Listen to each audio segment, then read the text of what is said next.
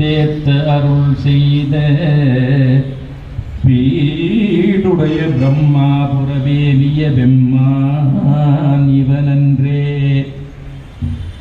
இறைவன் பாதிப்பறையாக இருக்கிறார் இல்லையா? உமை ஒரு பாகம் உடையானை, நன்றுடையானை தீயதில்லானை, நரைவெள் ஏறு ஒன்றுடையானை, உமை ஒரு பாகம் உடையானை, சென்றடையாத திருவுடையானை, சிராப்பள்ளி கொன்றுடையானை கூற என் உள்ளம் குளிர்மே.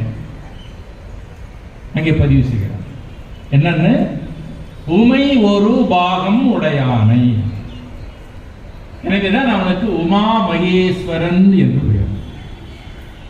இதை அழுது கொண்டிருக்கின்ற ஞான சம்பந்தன் தன்னுடைய பசி நீங்கி தனக்கு தாய் தந்தையாக காட்சி அளித்திருக்கின்ற நிலையிலே அவன் எப்படி எடுத்ததுமே பாடுகிறான் தெரியுமா?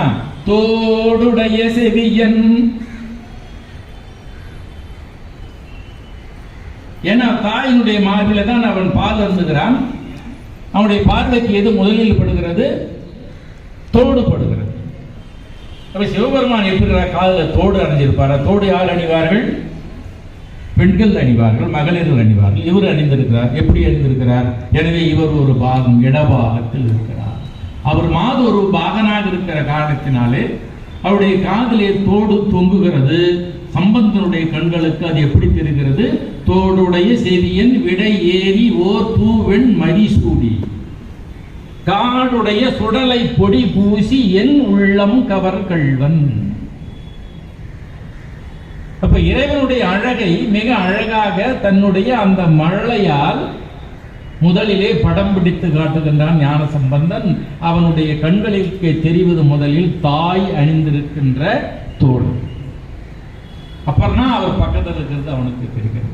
அப்படிப்பட்ட அந்த இறைவனாக இருக்கின்ற குயிலம்மையை இந்த இடத்திலே வாம பாகத்து உள் அமர்ந்த குயிலம்மை பாதம் போற்றி.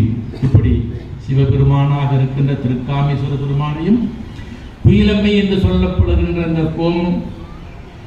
கோயிலாம்பாள் தாயாரையும் மிக அழகாக இந்த தன்னுடைய பாட்டிலே அவர் அருமையாக பாடிதான் அந்த நூலை தொடங்குகிறார்.